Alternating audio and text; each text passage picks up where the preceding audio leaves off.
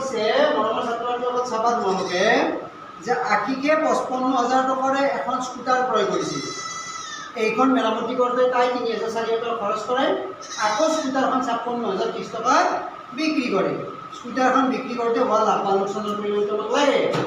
এতিয়া আমি চাম স্কুটাৰখনৰ কিনা দাম 55,000 টকা আৰু মেৰামতি কৰোঁতে খৰচ কৰে 3,400 টকা।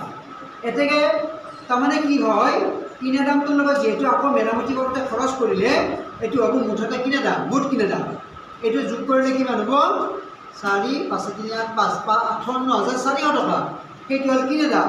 আকৌ স্কুটাৰখন বিক্ৰী কৰে 56,030 টকা। এইটো হ'ল বিক্ৰী দাম। এতিয়া আমি চাব লাগিব যিহেতু কিনা দামটো বেছি আছে, বিক্ৰী দামটো কম আছে, গতিকে নিশ্চয় এইটো কি হ'ব? আমাৰ লোকচান হ'ব। এতেকে লোকচান, কিনা দামটো বেছি আছে, গতিকে লোকচান সমান কিনা দাম মাইনাছ বিক্ৰী দাম। কিনা দাম মাইনাছ বিক্ৰী দাম। গতিকে এইটো কিনা দামটো তোমাৰ আছিল 58,400 টকা বিয়োগ 56,030 টকা।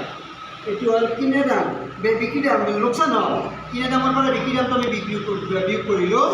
এইটো যদি এতিয়া আমি বিয়োগ কৰোঁ কি হ'ব? আমাৰ 3 হা, এইটো হ'ল তোমাৰ 2,370 টকা। অৰ্থাৎ এইটো লোকচান। কাৰ লোকচান? হা, এই স্কুটাৰখন যিটো দামত কিনি আনিছিল তাতকৈ বিক্ৰী দামটো কমি গ'ল, কম হ'ল। সেইকাৰণে স্কুটাৰখন বিক্ৰী কৰোঁতে কি হ'ল? লোকচান হ'ল। 2,370 টকা মানে লোকচান কৰিলে।